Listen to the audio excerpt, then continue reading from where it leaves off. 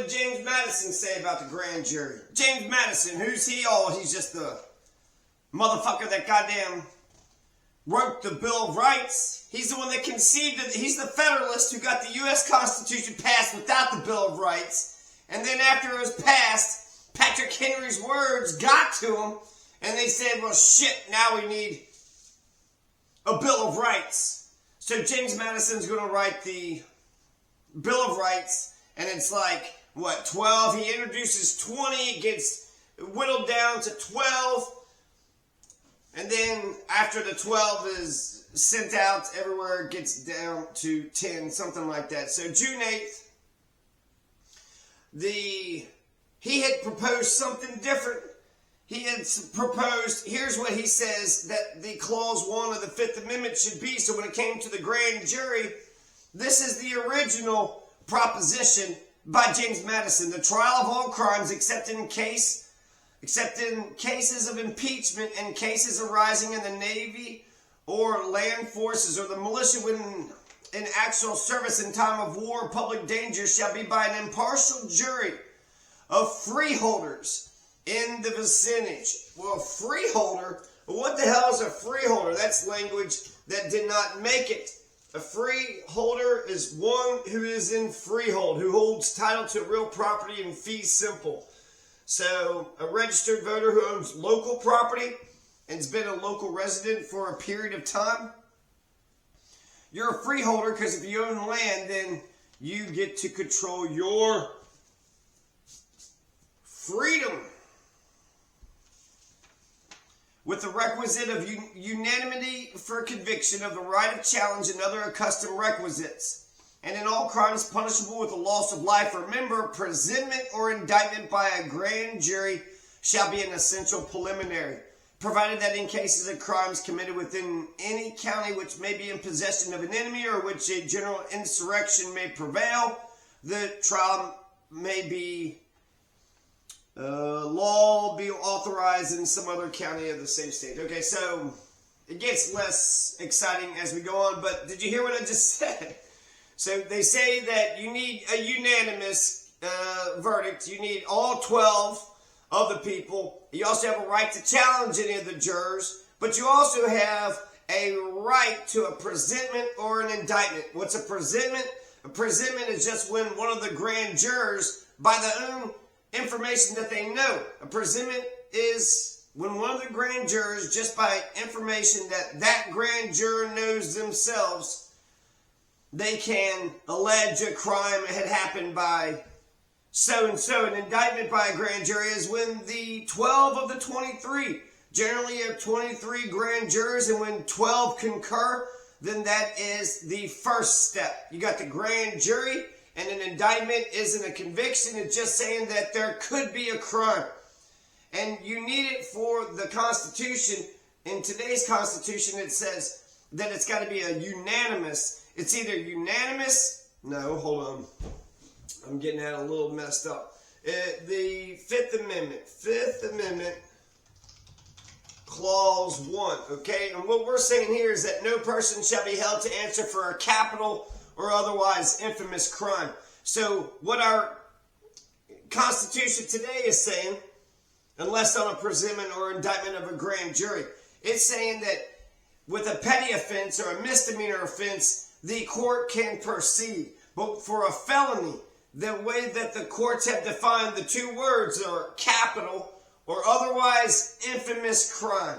Or otherwise infamous crime. So a capital crime is a crime of which they could put you to death. So if the punishment could be death, then you have to get an indictment from a grand jury. Or if it's an infamous crime, what's an infamous crime? Again, that is a felony. So a person in America can never get a felony charge, not without a grand jury indictment. That's just the damn Constitution, though. Unless you don't give a shit about the Constitution, then I guess you could just kind of do whatever the hell you want to do. When we look at the original 1789 grand jury portion of the modern day Clause 1 of the Fifth Amendment presented by James Madison, we essentially see a lot of differences. It doesn't say that we need unanimous, even though later on you got that Supreme Court case that ruled for that. The right of challenge, that could be upheld or not, but it's not in the current one. And then you have, in all crimes punishable with loss of life or member.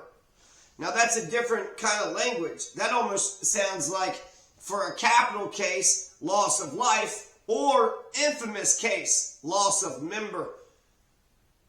If somehow you may lose an appendage, if they may chop off something, a leg, a foot, a hand, an ear, if somehow the punishment is to chop off your ear, then that means a presentment or an indictment by a grand jury shall be an essential preliminary. An essential, required, requisite preliminary. You can't just throw fucking felonies around. What, that asshole said that guy's a felony? He just said it, and then it's just going to get rubber stamped? No, you need to have the grand jury, then you need to have the petite jury. That way you have at least 24 of your fellow countrymen that says that you are guilty. When it comes to Donald Trump, he had a grand jury indictment.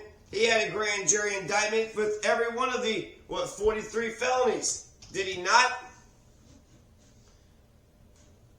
Well, I'll get more on the grand jury return several bail jumping indictments, Pike County grand jury, 28 true bills, about half of approve of Trump's conviction.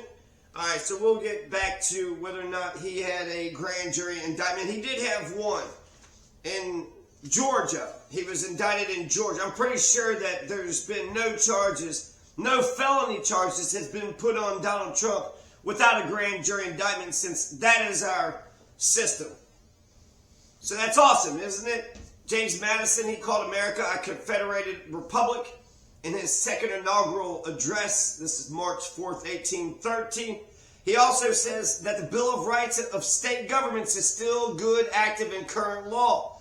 So just because America has a Bill of Rights, that doesn't mean that the Bill of Rights of Florida or Colorado or Nevada or Oregon, those Bill of Rights are still active law too.